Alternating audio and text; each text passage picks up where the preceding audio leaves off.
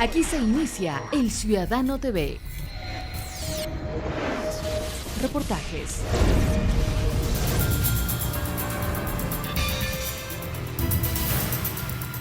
Noticias. Entrevistas. El Ciudadano TV es la imagen del gobierno de la Revolución Ciudadana. Bienvenidos. ¿Qué tal amigos? Bienvenidos al Ciudadano TV. El Gobierno Nacional ha ratificado una vez más su firme postura de acatar el clamor popular y la necesidad de cambiar el sistema de justicia en el país. La reforma que plantea el gobierno propone una consulta a los soberanos, al pueblo, y no se la plantea por decreto ni por la fuerza, como sucedió en 1984 con el presidente León Febres Cordero y en el año 2004 cuando Lucio Gutiérrez, vía decreto, sin respetar la independencia de los poderes del Estado, removió a los miembros de la Corte Suprema de Justicia y reorganizó el Tribunal Supremo Electoral y el Tribunal Constitucional. En esta ocasión nos acompaña la ministra coordinadora de la política, Doris Solís, con quien dialogaremos sobre esta propuesta, y también el asambleísta de Alianza País, Juan Carlos Casinelli. Hoy nos encontramos en el Salón de Banquetes del Palacio de Carondelet para llevar adelante este programa. Arrancamos de inmediato con información desde estudios con Javier. ¿Qué tal, Javier? Gracias, Marco Antonio. El llamado a consulta popular por parte del presidente tiene, entre otras motivaciones, la reestructuración del sistema de justicia ecuatoriano, conocido por su ineficacia. La primera pregunta en la enmienda constitucional establece un tratamiento más justo y ecuánime al polémico tema de la prisión preventiva, que ha sido un pretexto legal para consagrar la impunidad y el delito. Veamos un informe. La motivación de convocar a una consulta popular por parte del presidente de la República, Rafael Correa, nace de un clamor nacional por mejorar el sistema de justicia que ha arrojado resultados paupérrimos en la aplicación de la ley y ha provocado serios problemas de inseguridad, consagrando la impunidad de quienes delinquen. Un proceso de deterioro y de permanente también actitud hacia la impunidad por parte de varios jueces que no dictaban sentencia, que dictaban medidas sustitutivas. Esta historia contiene de todo: contubernios, jueces corrompidos que no sancionan a fiscales, altos niveles de corrupción y la permisión de caducidades de prisión preventiva de forma alarmante, sobre todo en Guayaquil, donde la irregularidad alcanza más del 90% de todo el país, bordeando los 4.000 casos. Claro, en Guayaquil el número de caducidades resulta ser cerca del 90% de caducidades a nivel nacional, son casi 4.000 caducidades de las 4.060, 4.070 caducidades que existen. Entonces todo esto arroja como resultado que el gobierno, como responsable de la seguridad ciudadana, determine y piense y obviamente ejecute ya en este momento la presentación de una enmienda constitucional. La enmienda constitucional planteada en la primera pregunta del documento, que está siendo sometido a la Corte Constitucional, propone una regulación a los plazos razonables para este aspecto. Esta cuestión, esta medida a lo mejor sea una forma de bajar el índice de la delincuencia, porque los delincuentes entran hoy, el lunes ya salen y pasan por nuestra presencia riéndose de nosotros. La Constitución del Estado permite que con la anuencia y aprobación del mandante, es decir, el pueblo, se modifiquen aspectos como este vía enmienda, con la finalidad de que se logre un sistema de justicia más transparente y claro y disminuyan las irregularidades judiciales en Ecuador. Esto de la delincuencia está terrible, ¿no? Creo que esto deberían hacer una política de Estado para que esto se arregle de alguna manera, ¿no? Porque estamos desamparados aquí, no tenemos quien nos pueda ayudar. El cambio de la justicia ecuatoriana es una tarea imperante que necesita la sociedad, incluido el Consejo Nacional de la Judicatura, cuyo papel no sancionador ha permitido fatales efectos en el manejo de la caducidad de prisión preventiva. Definitivamente en el Ecuador y para los ecuatorianos y ecuatorianas no va más la ignominia con la que el Consejo de la Judicatura, esa estructura nefasta, justamente ha estado tomando las decisiones en cuanto a la administración del sistema de justicia, sin sancionar a jueces corruptos. En Quito, Santiago Duque, El Ciudadano TV. Pero otro de los problemas que afecta al sistema de justicia ecuatoriano radica en los jueces, quienes actualmente dictan medidas cautelares sustitutivas a la prisión preventiva sin hacer una distinción entre los delitos sancionados con prisión y los reprimidos con reclusión. Por ello, el Ejecutivo plantea en la segunda pregunta del referéndum que las medidas sustitutivas a la prisión preventiva se apliquen únicamente para los delitos menos graves, enmendando así la Constitución de la República.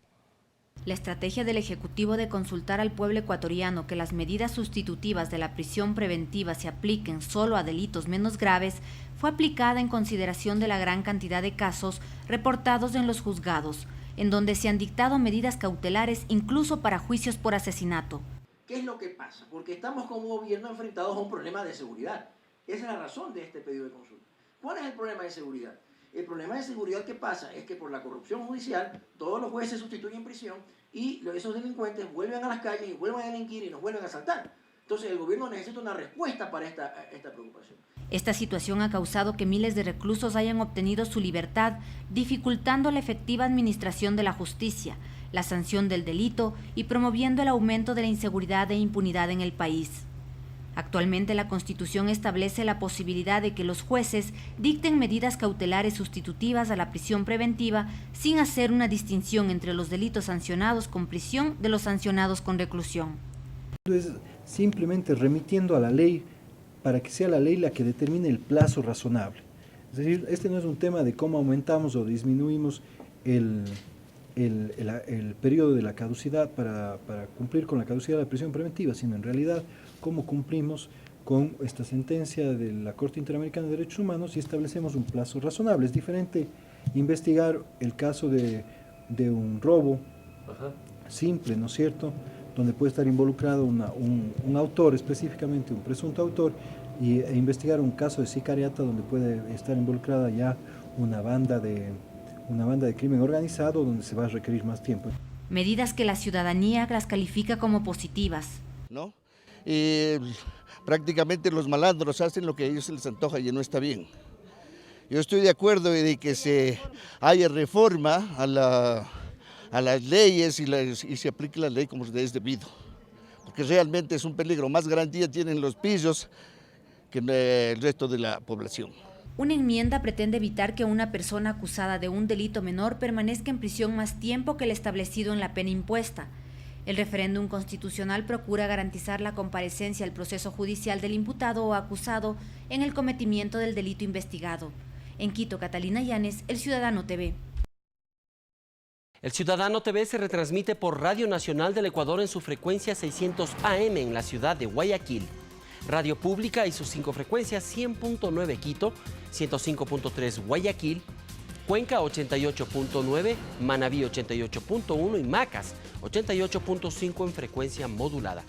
También en Riobamba, TVS Canal 13. En Manabí, Capital TV, canales 24 y 28. Y Televisión Manabita, Canal 30 en Manta y Puerto Viejo. Tras el corte, Marco Antonio Bravo entrevista a la ministra coordinadora de la política, Doris Solís, con quien dialogaremos sobre la legitimidad de la convocatoria a la consulta popular. Una pausa y volvemos.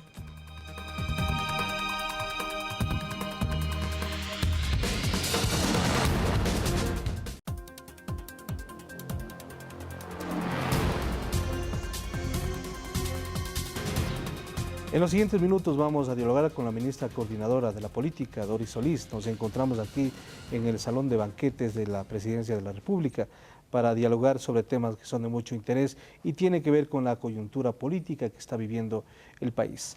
Parece que las cosas están cambiando mucho en el país. Ministra, después de los 4 años se viene una batalla que va a ser decisiva para el futuro del país y del gobierno nacional. Así es, yo creo que estamos ante un periodo que va a marcar un punto de inflexión y una transformación real con el apoyo popular de uno de los temas pendientes de la transformación de ese viejo Estado en el nuevo Estado que represente a todos los ecuatorianos, y es el tema de transformar la función judicial, de transformar todo lo relacionado con el derecho a la justicia y la seguridad, que como bien sabemos es todavía un tema intocado en lo fundamental, y que por supuesto ha puesto el tema de justicia, el tema de inseguridad como temas de la primera preocupación de los ciudadanos. Es por ello que el Ejecutivo ha tomado la decisión de encabezar con responsabilidad ese proceso de cambio y proponer la consulta popular. Ahora, hay muchas voces críticas, por supuesto, de sectores políticos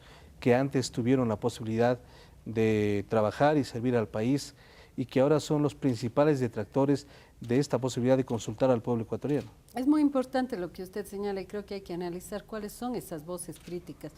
De partida, yo creo que una consulta popular siempre es importante y es sorprendente, por decirlo menos, escuchar voces de que temas de reforma constitucional sobre la Constitución o temas de consulta popular van a ser muy difíciles para el pueblo ecuatoriano. Yo creo que esa de entrada es una falacia y una actitud bastante arrogante. Los temas de reforma constitucional y de consulta popular que ha planteado el presidente enfocan 10 grandes temas de preocupación de los ciudadanos y el pueblo no solo que puede, debe participar en ese debate.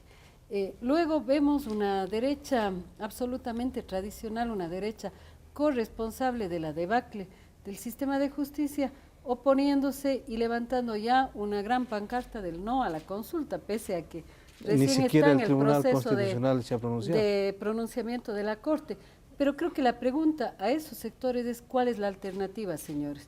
Hasta fines del año pasado y además en comienzos de vemos que los grandes medios, por ejemplo, no escatiman espacios para hablar de los grandes problemas de inseguridad, de la impunidad.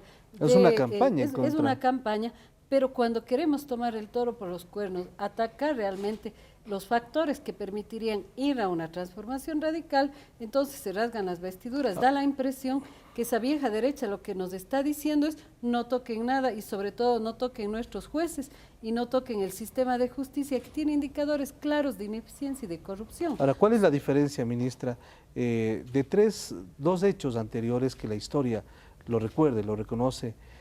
Cuando León Félix Cordero fue presidente, prácticamente por la fuerza impidió que se constituya la Corte Suprema de Justicia.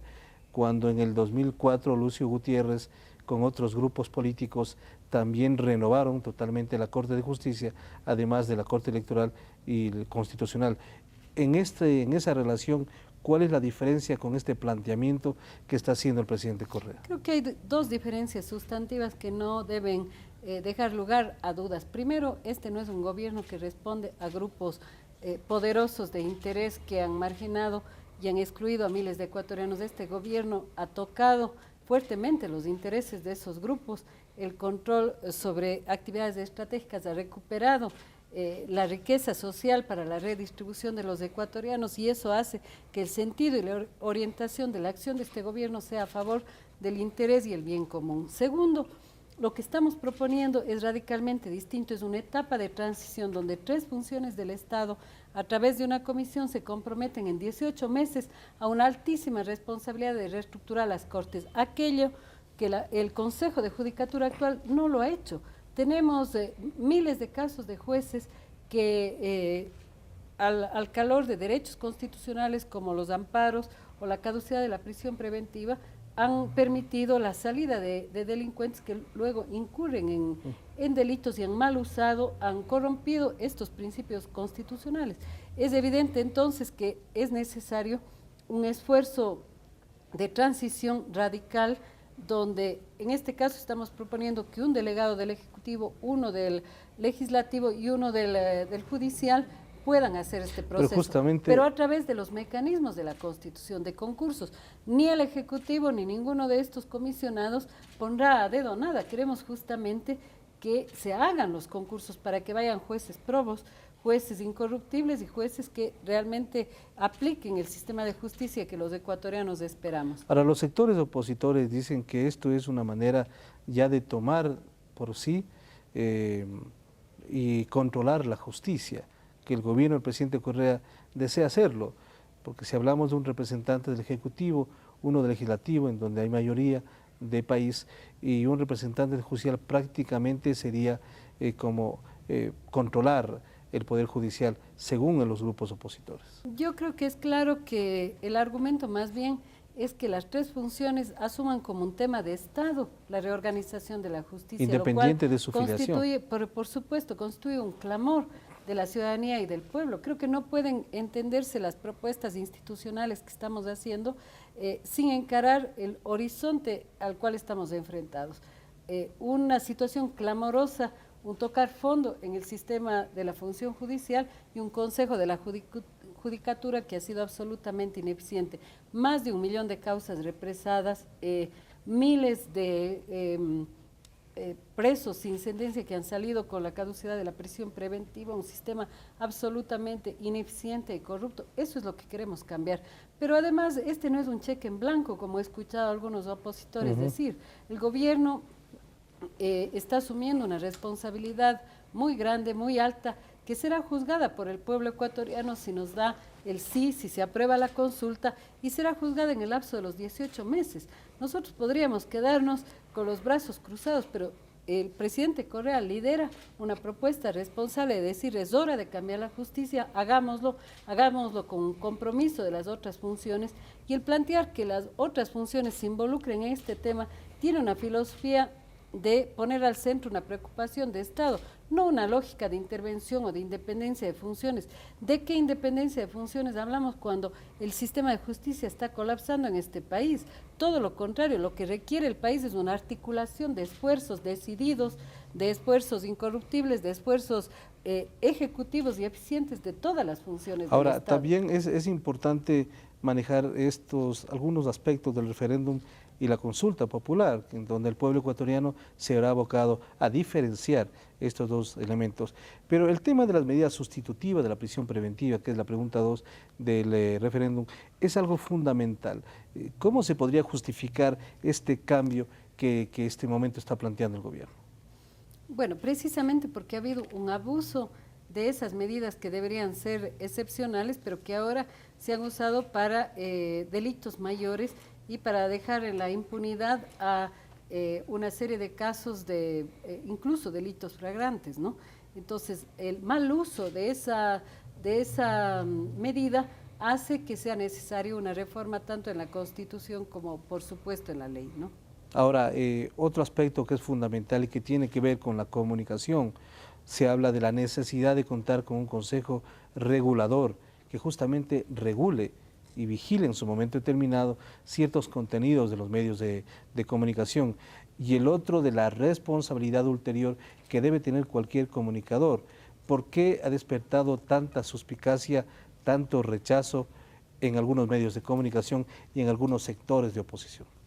Bueno, yo quiero recordar que han sido esos mismos sectores los que meses atrás clamaban porque este tema debería ser un tema de consulta popular.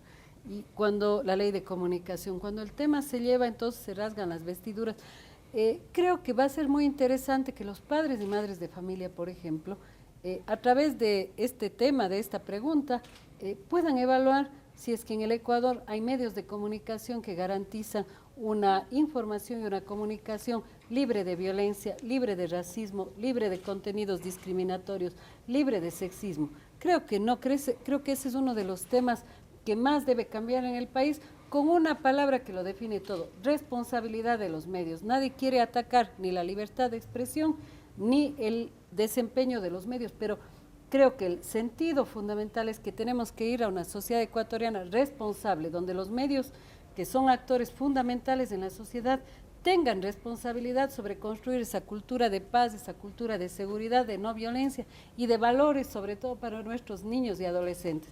Los observatorios, Marco Antonio, que usted conoce, de la niñez, de la adolescencia, los observatorios de los derechos indígenas, afroecuatorianos, montubios, tienen centenares de casos y denuncias de mensajes, de programas violentos, programas transmitidos en horarios inadecuados. Así es, y que no tienen una regulación, ni una aplicación, ni un consejo que controle. Instrumentos como la Carta de Costa Rica, por ejemplo, y una serie de instrumentos internacionales, esto no es un tema de polémica, es un tema absolutamente normal, el hecho de que haya control sobre contenidos violentos, sexistas o racistas en los medios. Ya, ahora, ministra, ¿usted está consciente que esto, como en algún momento se dijo, es la madre de las batallas, va a producir muchísimos inconvenientes y va a ser bastante compleja esta elección? Al punto que inclusive políticamente el país dentro de la Asamblea comienza ya a haber algunas deserciones, como de Betty Amores y del asambleísta Gracia. ¿Cuál es su criterio respecto a lo que está sucediendo con algunos integrantes del país?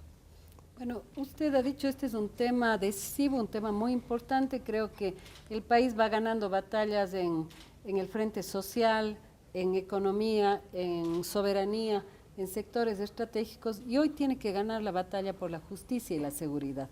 Y obviamente que este tema va a decantar posiciones, va a mover muchos intereses, pero es una batalla que hoy tiene que darle al Ecuador. Si el Ecuador quiere dejar atrás ese viejo estado corrupto, ese estado de privilegios, tiene que dar esta batalla, y nosotros queremos hacer nuestra parte. Como Ejecutivo queremos hacerlo con nuestro pueblo. Creo que es un hecho de democracia directa muy importante esta consulta.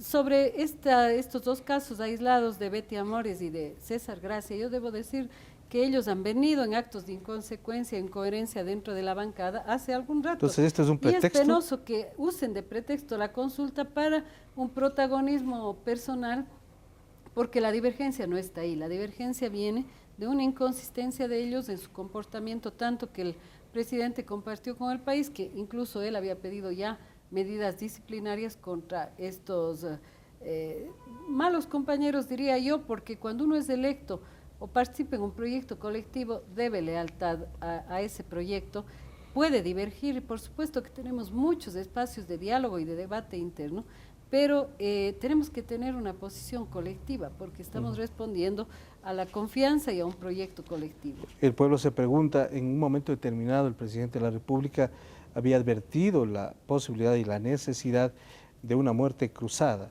al ver que ciertos grupos asambleístas no permitían que varios procesos políticos y aprobación de leyes camine como debería ser. ¿Podría advertirse algo parecido a lo que sucedió antes del 30 de septiembre?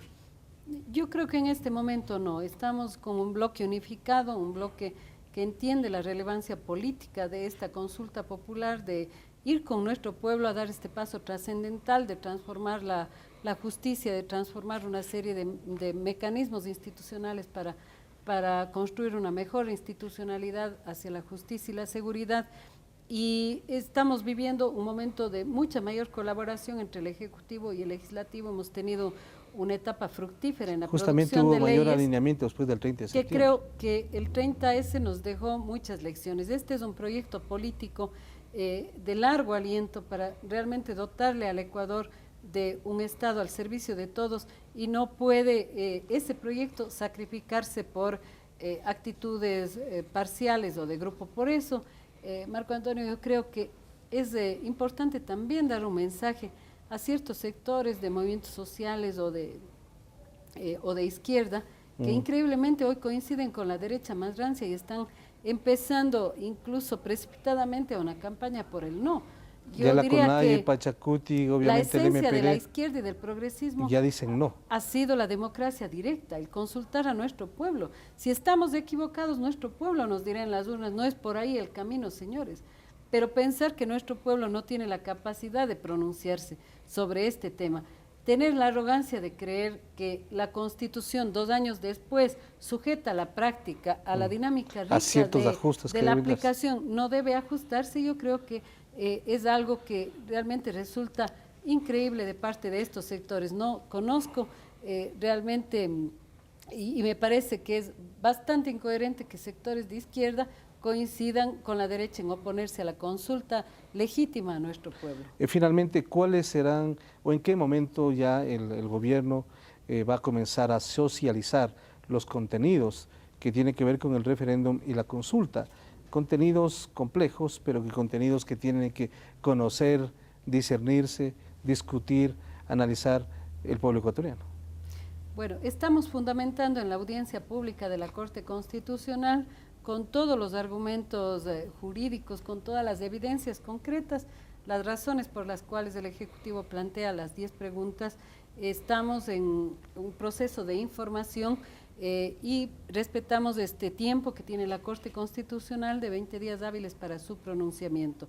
Durante este tiempo y mucho más ya, una vez que las preguntas sean aprobadas o tengamos el pronunciamiento de la Corte, que esperamos que por supuesto acoja y sintonice con esta necesidad del país. Obviamente haremos la campaña en el tiempo que establece el Consejo Nacional Electoral, una campaña en la que no correremos el debate, todo lo contrario, creemos que hay argumentos y razones de peso para dar este paso fundamental. Muy gentil, ministra, por su atención aquí en el Ciudadano TV. Gracias. Muy amable. Vamos a hacer una pausa. Hemos conversado con la ministra coordinadora de la política, Doris Solís, sobre temas de interés y coyuntura, la posición respecto a la consulta popular y otros temas internos de su movimiento país. Enseguida regresamos aquí en el Ciudadano TV.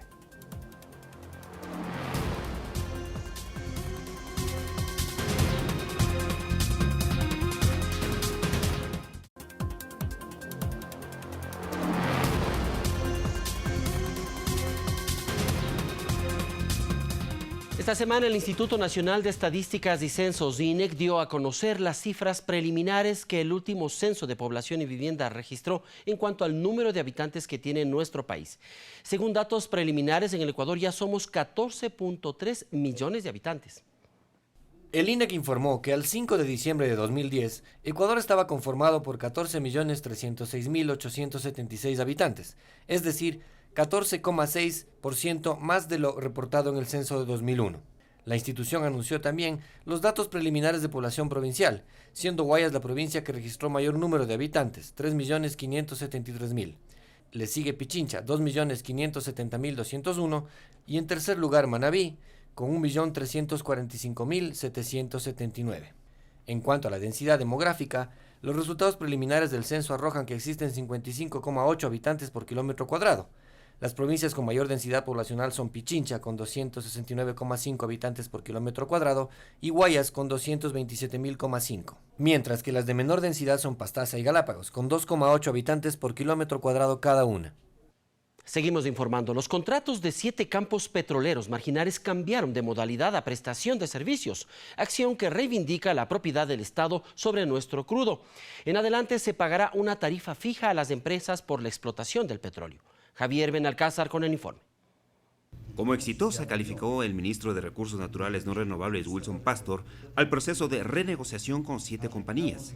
Este lunes se confirmó que las empresas Petrobel con los campos Tigüino Ancón, Petrosud Petrorriba con Palanda Pindo, Tecpecuador con Bermejo, Repsol con Tibacuno y Consorcio Pegaso con Puma continuarán operando una vez que aceptaron las nuevas condiciones propuestas por el gobierno en los contratos marginales. Esta es la última etapa de la renegociación. La primera se cumplió el 24 de noviembre de 2010 con la firma de los nuevos contratos de prestación de servicios con AGIP, Repsol, Petrooriental, Andes y ENAP y la salida del país de Petrobras, Canadá Grande, EDC y CNPC.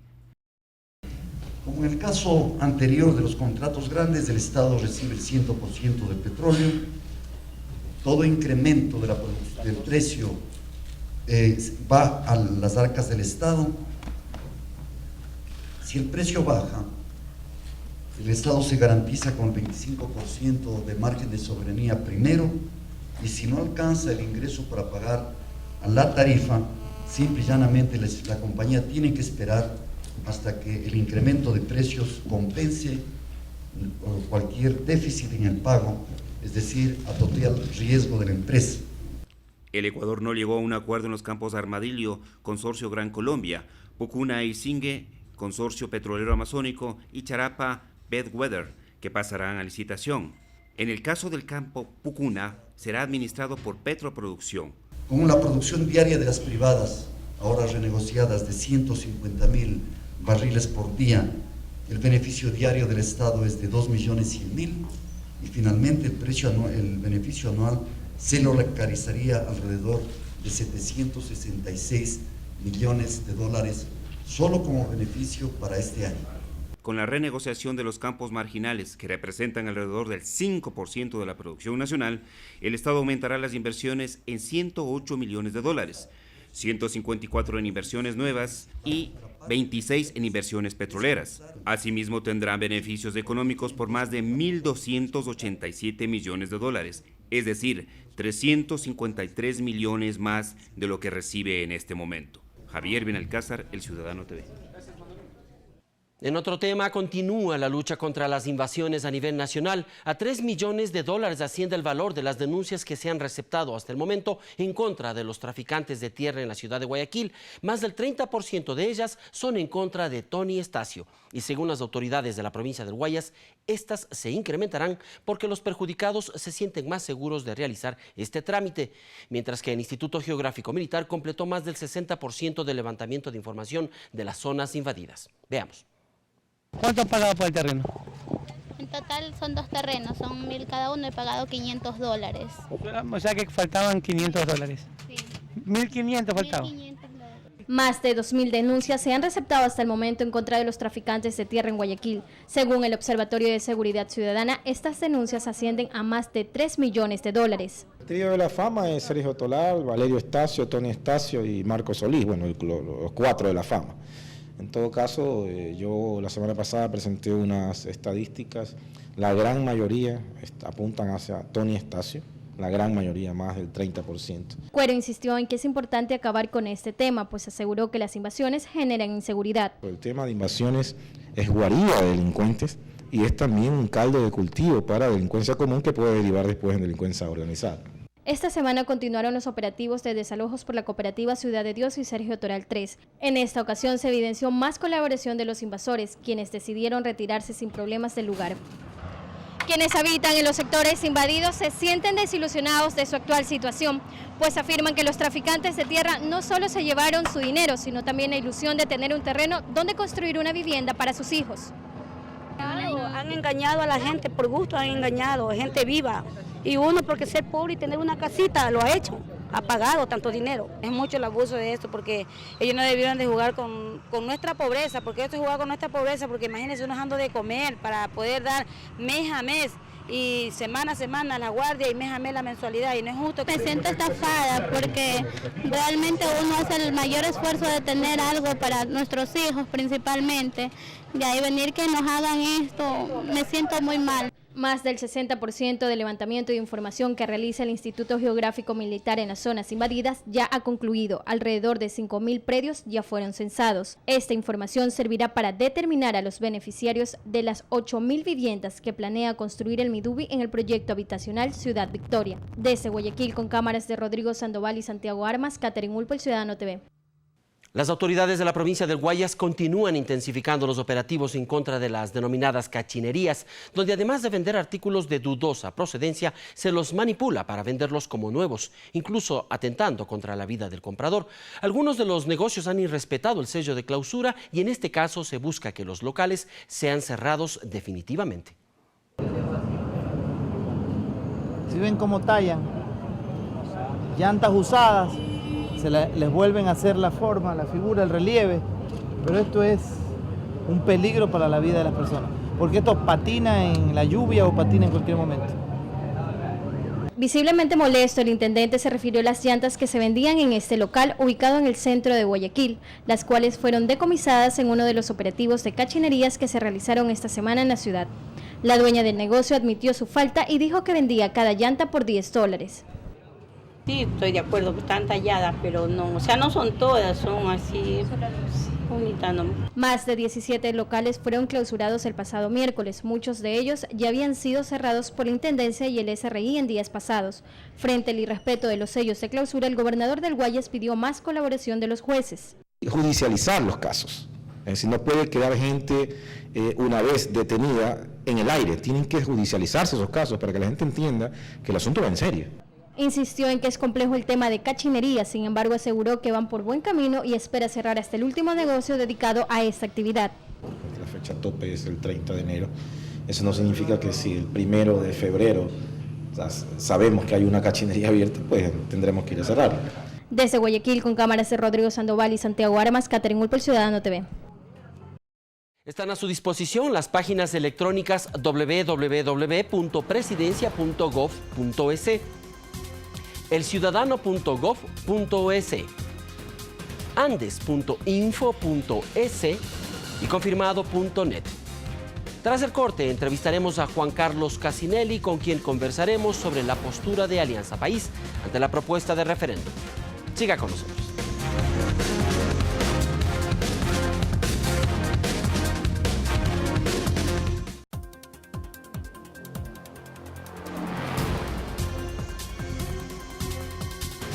En la presente semana se presentaron 2 deserciones en Movimiento País, de Betty Amores y del asambleísta César Gracia. Ellos han argumentado que su separación se debe a su oposición a la consulta popular planteada por el presidente Rafael Correa. Conversaremos en los siguientes minutos con Juan Carlos Casinelli. Él es el jefe de la bancada de Alianza País, del Movimiento País, dentro de la Asamblea Nacional.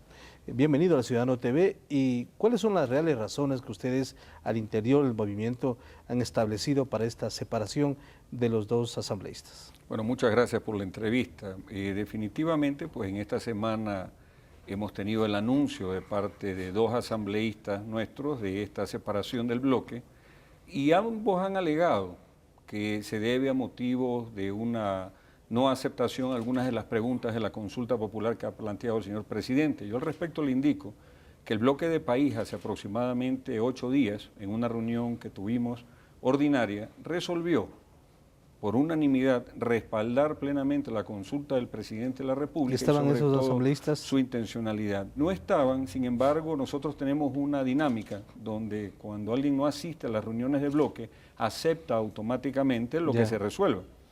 En ese sentido, esa es la posición.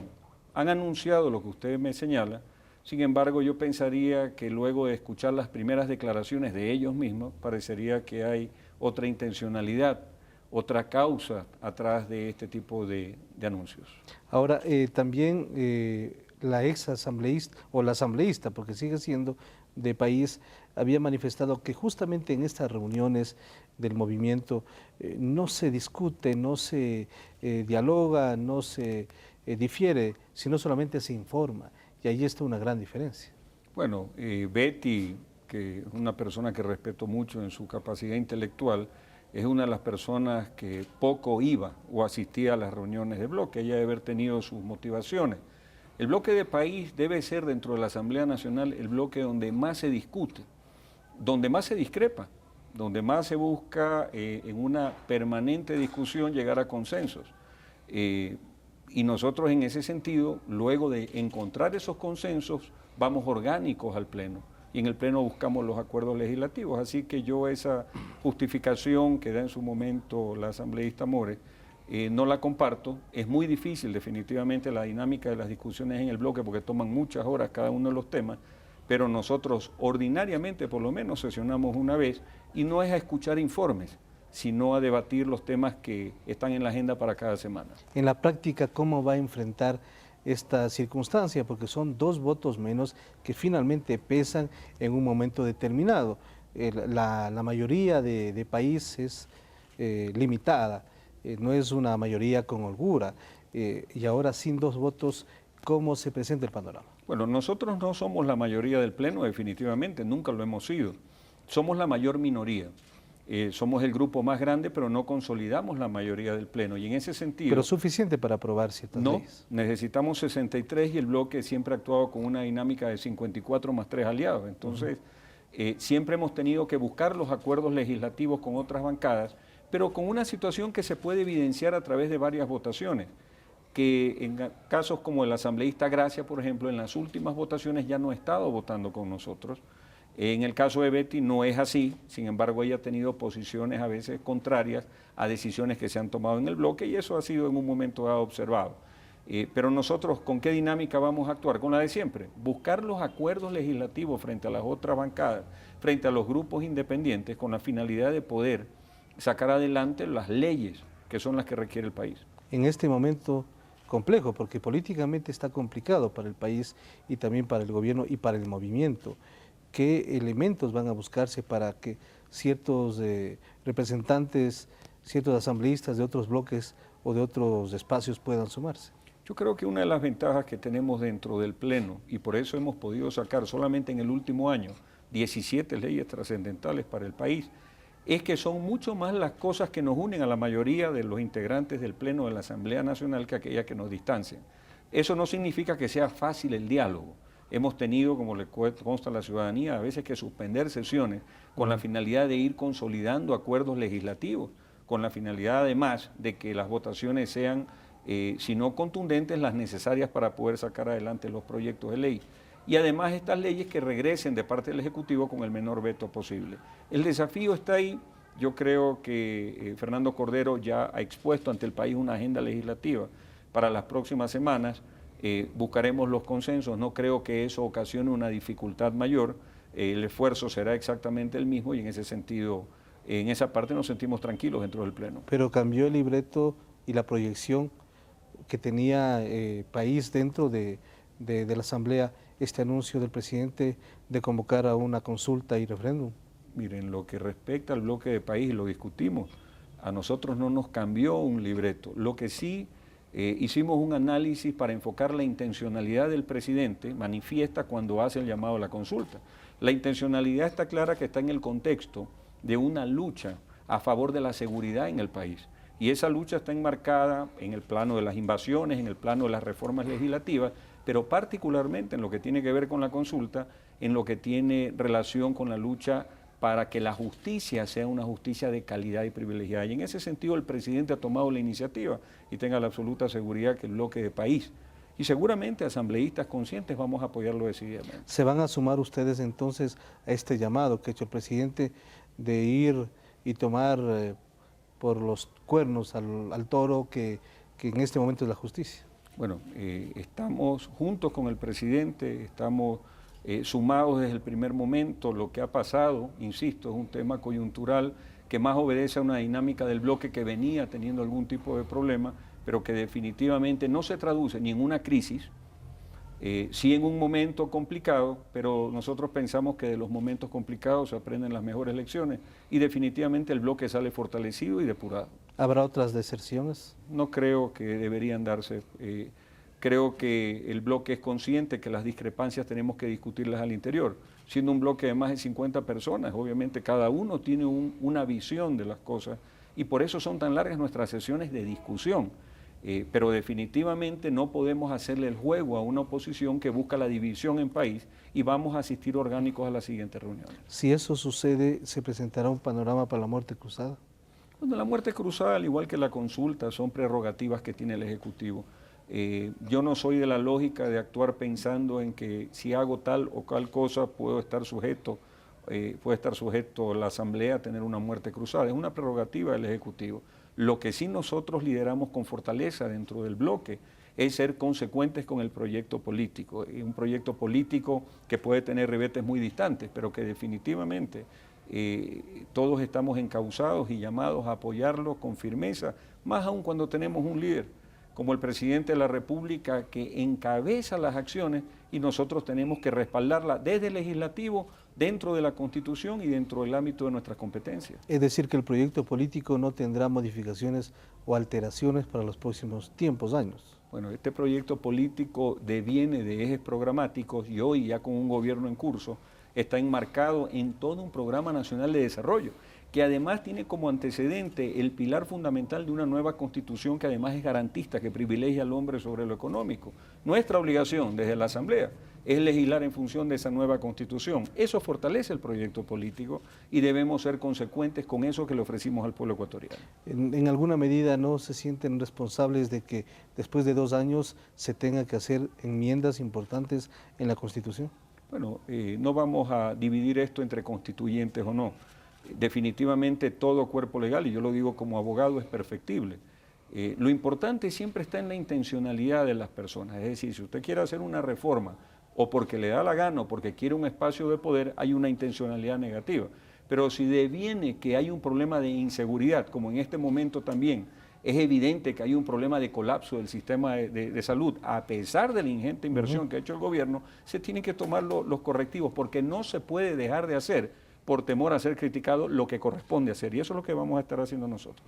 En las próximas semanas, ¿cuál va a ser el libreto de país y de la Asamblea? La próxima semana deberíamos ser convocados para revisar algunas reformas planteadas al Código Penal. No es el gran campo de las reformas en los que se habla, pero ya tenemos que entrar a debatir ese tipo de normativas, así que esperamos la convocatoria para la próxima semana. Muy gentil por su presencia. No, gracias por la entrevista, muy amable. Muy amable Juan Carlos Casinelli, jefe de la bancada oficialista en la Asamblea Nacional. Hemos comentado sobre diversos temas de mucho interés. Hacemos una pausa y regresamos con más información aquí en El Ciudadano TV.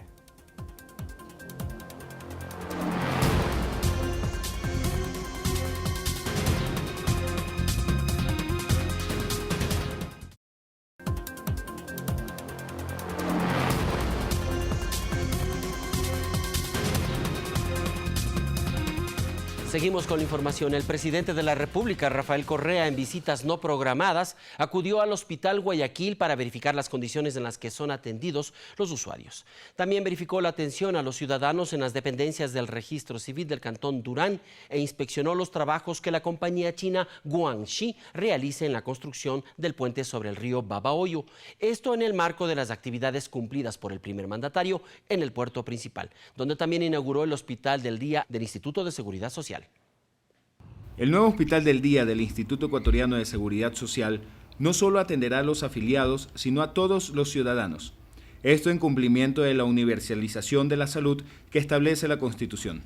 El presidente de la República, Rafael Correa Delgado, inauguró el martes último el moderno Hospital del IES Dr. Efrén Jurado Roca, ubicado en las calles Eloy Alfaro y Argentina, centro de Guayaquil. La decisión de construir un hospital del día por parte del Instituto Ecuatoriano de Seguridad Social en Guayaquil es histórica. Los hospitales existentes no cubren la gran demanda que se ha incrementado en estos 2 años. ¿Y por qué se ha incrementado? Porque la gente ha vuelto a tener confianza en los sistemas de salud públicos, Ministerio de Salud, IES, etc. Para nosotros lo más fácil sería acabar con la supuesta crisis de la salud, empezando a cobrar como se hacía en la época neoliberal. Y les aseguro que dejan de estar repletos los hospitales, pero el costo social es inmenso, por supuesto, no sale en los periódicos, pero existe. El mecanismo mediante con el cual el IES recuperará su inversión por los servicios prestados a los no asegurados será por el cruce de cuentas entre el Ministerio de Salud y el Seguro Social.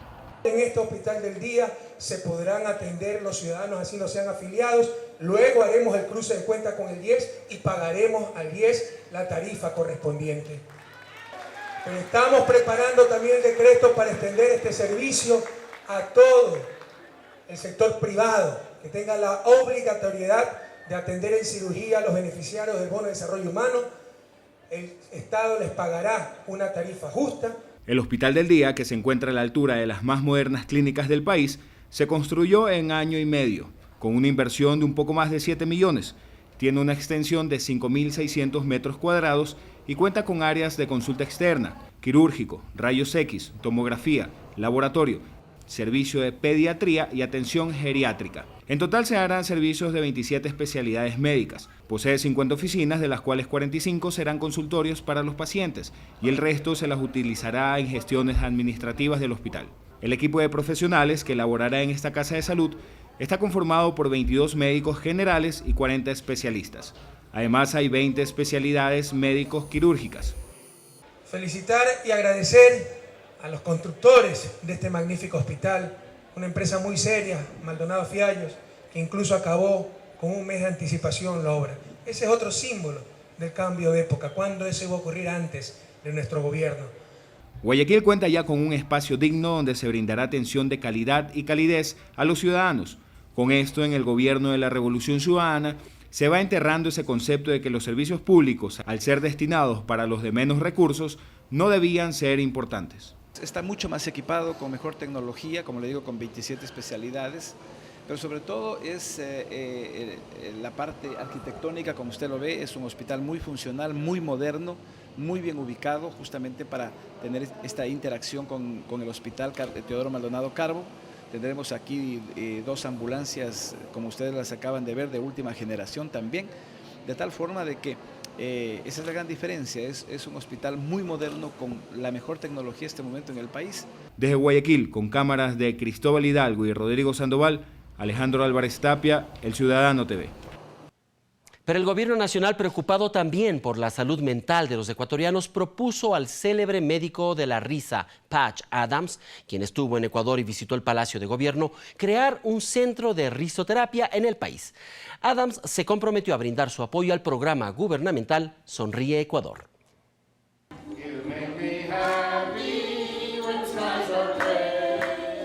Hunter Patch Adams es un médico estadounidense, activista social, ciudadano diplomático, escritor y payaso.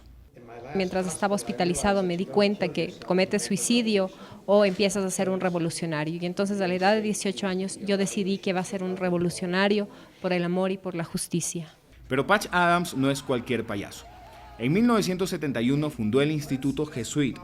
Cada año organiza un grupo de voluntarios de todo el mundo a viajar a distintos países vestidos de payasos, en un esfuerzo por llevar el humor a niños huérfanos y pacientes de hospitales. Su vida fue la base en la cual se inspiró la película Patch Adams, Doctor de la Risa, protagonizada por el actor Robbie Williams, en la cual interpreta el papel de Hunter. Adams es el inventor de la risoterapia con fines médicos y terapéuticos, y el responsable de la inclusión de esta en la medicina moderna. Cada año y cada día, desde que yo cumplí 18 años, yo trabajo como un revolucionario por el amor para todo el mundo. El médico de la risa estuvo en Ecuador y visitó el Palacio de Carondelet, lugar donde saludó con el presidente de la República, Rafael Correa, y mantuvo una reunión con el segundo mandatario, Lenín Moreno, quien sostuvo que el programa de risoterapia impulsado por Adams se identifica con el gubernamental Sonríe Ecuador. Así que estando con el vicepresidente me pregunto si cualquier político puede ser una persona que ama y que cuida de los demás. Por lo poco que sé y he visto, este es el hombre. Patch Adams expresó su apertura a colaborar con los programas de la vicepresidencia, como Sonríe Ecuador, con eventos para fomentar la alegría. Asimismo, reconoció el trabajo que realiza el segundo mandatario desde el gobierno nacional como un ejemplo de lo que deberían realizar los gobiernos a nivel mundial. Tengo 65 años y estoy en la última parte de la vida, pero yo voy a trabajar hasta mi último aliento para que todo el mundo tenga amor, para que nos cuidemos los unos a los otros y cuidemos la naturaleza. En Quito, Alejandro Álvarez Tapia, El Ciudadano TV. Gracias amigos por permanecer junto a nosotros. Les recordamos que usted puede ver la retransmisión de este programa a través de la señal de CN Plus a las 14 horas y también por Teleandina a las 11 de la noche. Un buen inicio de semana.